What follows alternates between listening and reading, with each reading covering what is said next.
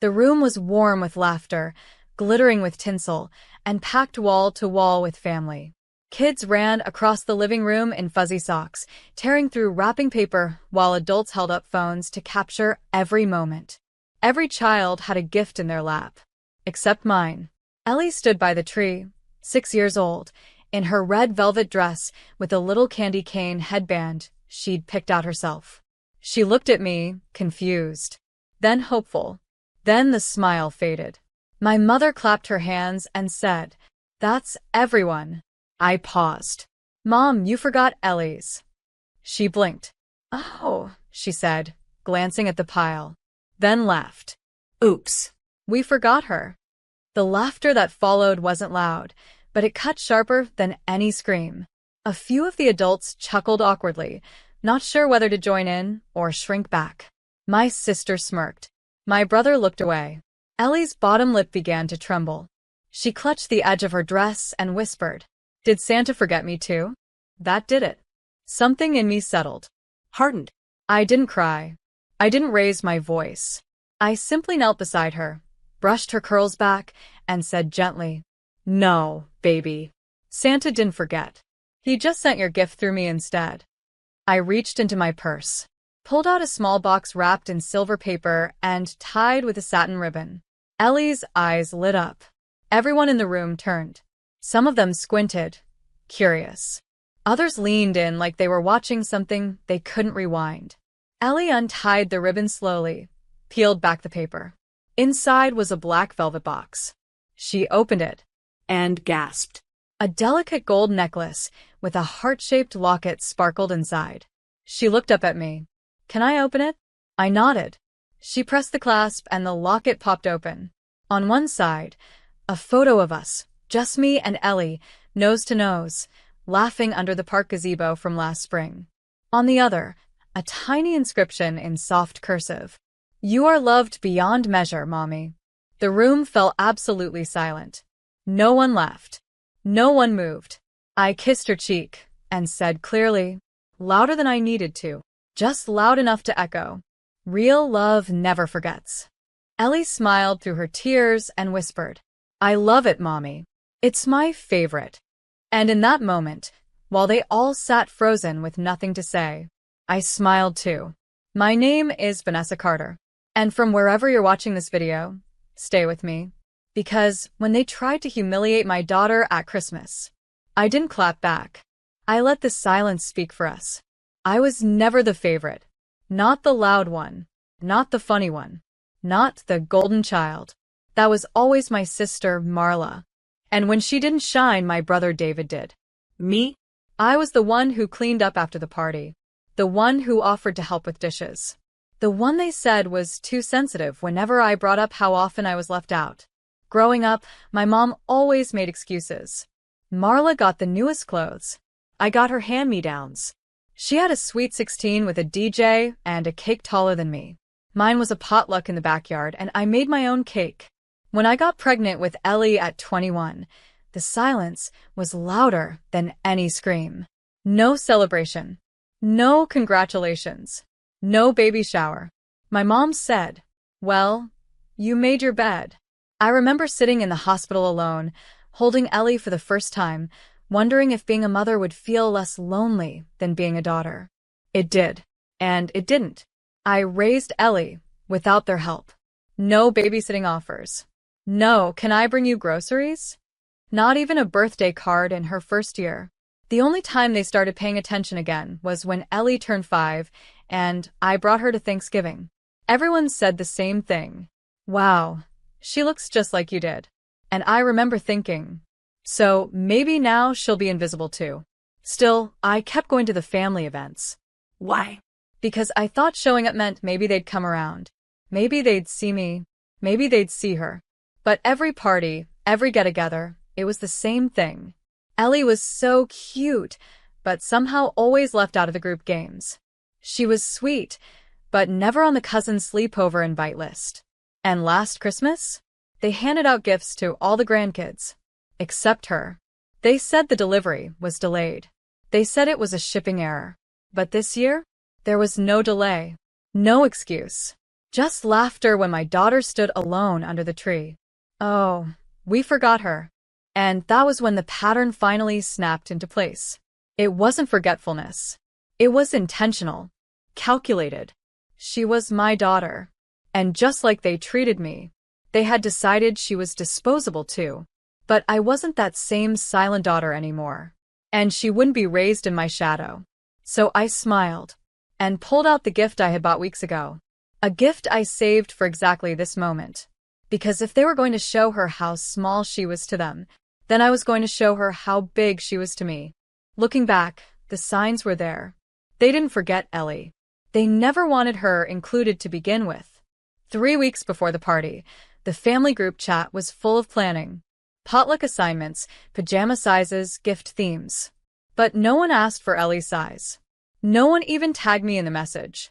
When I messaged privately, "Hey, just checking, should Ellie and I bring anything?" My mom replied with a thumbs up emoji. No words. Just that cold little icon. I offered to help with desserts. She said it was covered. I suggested we do something special for the kids this year, maybe a photo booth or crafts. She said, "Don't complicate it, Vanessa. It's already enough." Then, the week of the party, I saw my sister's Instagram post. 9 Christmas gift bags lined up with tags for the grandbabies. 9. There were 10 grandkids in the family. Ellie made 10. I stared at the photo. Zoomed in. No tag with her name. I showed it to a friend. She said, "Maybe it's a mistake?" But mistakes don't happen this often. Not to the same people. Not to the same child. On the day of the party, Ellie and I arrived to find everyone else in matching green plaid pajamas, something they apparently organized weeks ago. The kids posed for a group photo. Ellie stood off to the side, unsure whether to jump in. I nudged her gently, but my mom said, "Let's just do one with the matching ones first, okay?" I felt Ellie's little hand tighten around mine. She didn't say anything. She never does. She's quiet, like I used to be. Watches everything. Says little. But I know when she's hurt. And that photo, that exclusion, cut her deeper than she could explain. Still, she smiled when they offered her a gingerbread cookie. Still said, "Thank you," when her aunt handed her a paper crown. She tried. She always tries. But I could see it in her eyes. That slow realization. That awareness that somehow, even in a room full of people who share her blood, she was outside of something. And I knew, standing there with that same ache in my chest I had carried for years, I couldn't let her grow up thinking this was normal. Thinking love had tears. Thinking she had to earn basic kindness. That's when I reached into my purse. Felt the smooth shape of the small wrapped box. The one I had brought just in case. Not because I was expecting the worst, but because I remembered the worst. And I refused to let history repeat itself with my daughter. So when the last gift was handed out, and everyone clapped and laughed and hugged their children, and Ellie looked around, blinking back tears, and my mom said through laughter, "Oops, we forgot her." I smiled, not out of anger, but clarity, because I hadn't come for their gifts. I had come prepared to give my daughter something better. Proof that someone thought of her, planned for her, loved her first. The moment I saw last year's party unravel, Ellie clapping politely while the other kids opened gifts with wide eyes and glittering bows, I made myself a promise. Never again. Not another Christmas of sitting quietly. Not another moment of pretending forgotten and uninvited were just accidents. Not when the child they were doing it to was mine. So I started planning early. I saved money quietly over months. Skipped takeout, packed lunches, sold a few old dresses online. And one morning in October, I walked into a tiny jeweler shop tucked between a bookstore and a coffee shop. The kind of place with velvet trays and quiet lighting. I asked the woman behind the counter, "Do you have lockets?" She showed me a few, but one stopped me cold. A delicate gold heart with the tiniest clasp and just enough space inside for a memory. I picked it up and whispered, "This one." 2 days later, I returned with a photo, Ellie and I at the park that spring. Her on my shoulders, our faces tilted toward the sky, caught mid-laughter. The jeweler smiled when she saw it. You want this inside? Yes, I said. And something engraved. She nodded. What do you want it to say? I paused, thought of every birthday no one showed up for, every group photo she was left out of. Then said, You are loved beyond measure, Mommy. It took a week to make. When I picked it up, I didn't cry. But I held it in my hand like it was made of glass. Not because of the money, but because of what it meant. I wrapped it in silver paper, tied it with satin ribbon, and tucked it gently into the inside pocket of my purse, right next to my phone and house keys. Not because I knew they'd forget her again, but because I couldn't risk them doing it twice. I told myself maybe they'd changed. Maybe this time would be different. But in my heart, I knew. People who forget you when it's easy don't remember you when it counts.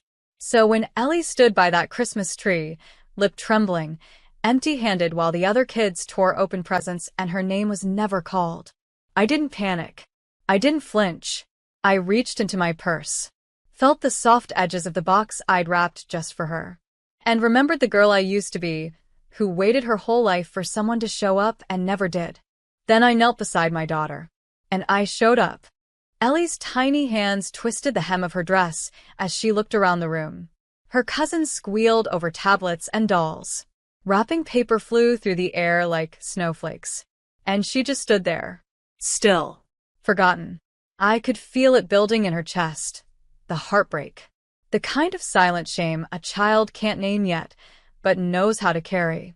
The kind I carried for most of my life. My mother laughed like it was a sitcom. Oh. We forgot her. She actually clapped, like it was just another silly accident. Ellie turned to me, eyes welling. Mommy, did I do something wrong? That was it. I reached into my purse, knelt to her eye level, and said softly, No, baby. You did everything right. I pulled out the small silver-wrapped box.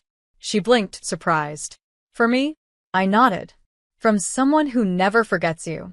The room started to quiet. One by one, the aunts, uncles, and cousins turned. Phones stopped clicking. No more paper tearing. Just silence. Ellie carefully peeled the ribbon, lifted the lid. Inside, the velvet box caught the light. She opened it And gasped. The gold locket gleamed.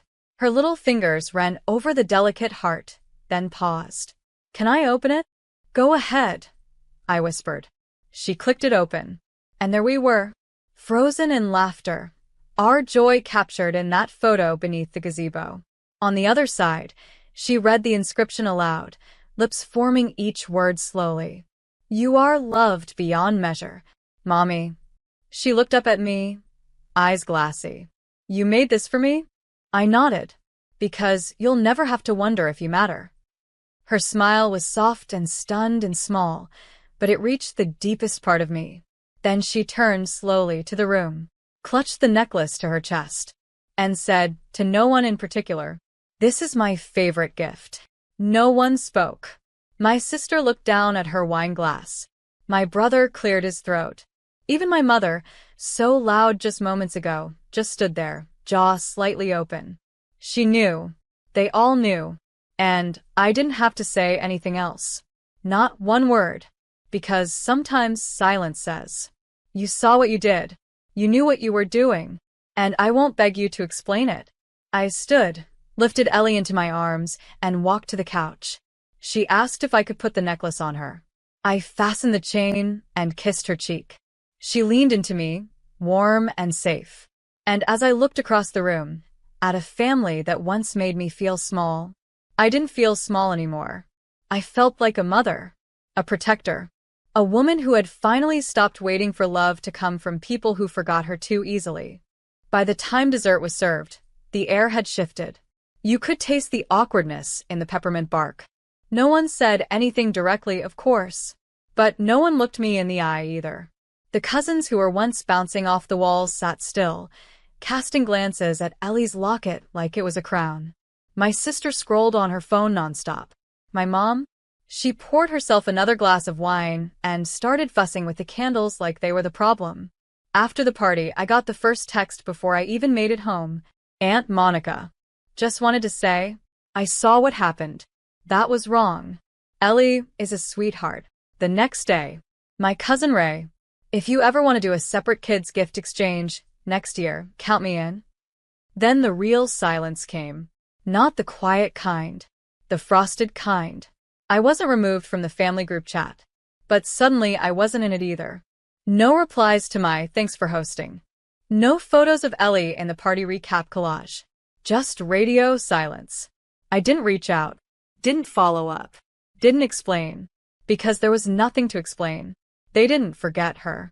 They excluded her. They tested whether I'd stay silent, and I didn't. And now, the weight of that made them uncomfortable. A week later, my sister posted a vague tweet. Some people will ruin a whole holiday just to be the center of attention. No names. Didn't need them. It got one like, from my mom.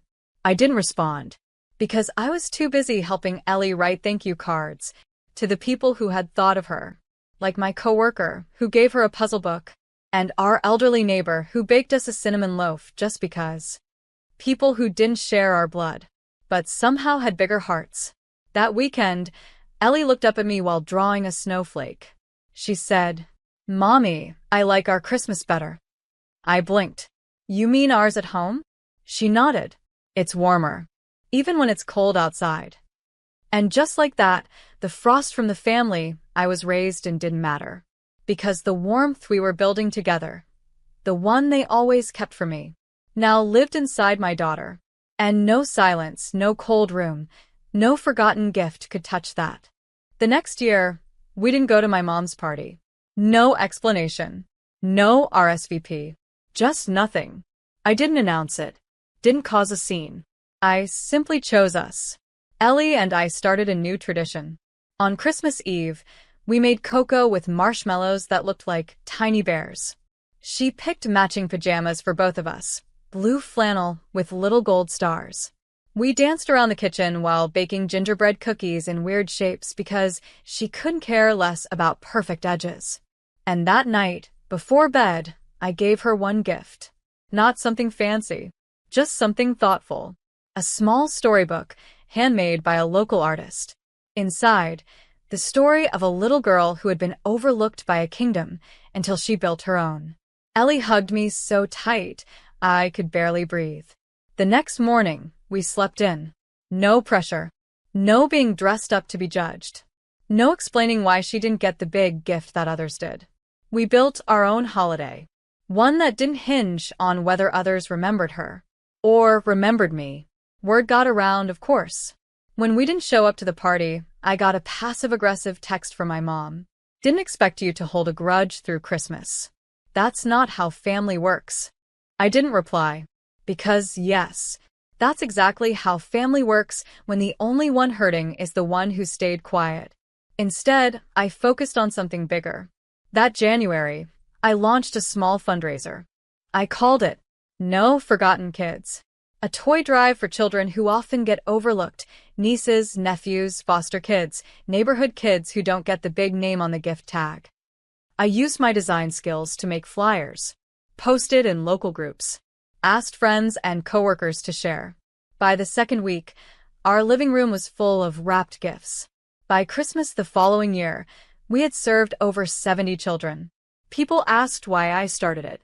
I never named names, just said, because every child deserves to feel remembered. Ellie became our chief helper. She drew cards for each bag, added glitter to wrapping paper, wrote little notes like, "This one's for someone who might think no one sees them. We see you." One day she turned to me and said, "Mommy, are we someone Santa?" I smiled. "No, baby. We're something better. We're proof that love doesn't forget." And that was the holiday we gave ourselves. No cold dining rooms. No fake apologies. No more waiting at the edge of someone else's joy. We created our own table and filled every seat with warmth. The next Christmas came quietly. No knock on the door. No surprise card. Just a text. "Mom, you should bring Ellie by this year. Family should stick together." It sat there on my screen like a trap door. Not an apology. Not accountability. Just a summons. The same people who laughed when my daughter was left out, who acted like her absence from a gift pile was a joke. Now wanted us to come back, to sit in that room again, to pretend nothing happened. I didn't reply, not out of spite, but because I had nothing left to explain. Instead, I turned back to the kitchen. Ellie and I were elbow-deep in sugar cookie dough. There was flour on her nose and 3 colors of frosting smeared across her cheeks. We wore new pajamas that year, white and gold. Stars. Because she said they felt like magic. We just finished wrapping our last gift bag for the No Forgotten Kids toy drive. 72 this time. A new record. After dinner, I snapped a picture of us in front of the tree. No filters. Just her sitting in my lap, both of us laughing at something ridiculous. I posted it with the caption, "Our favorite season piece." No hashtags. No digs. No need.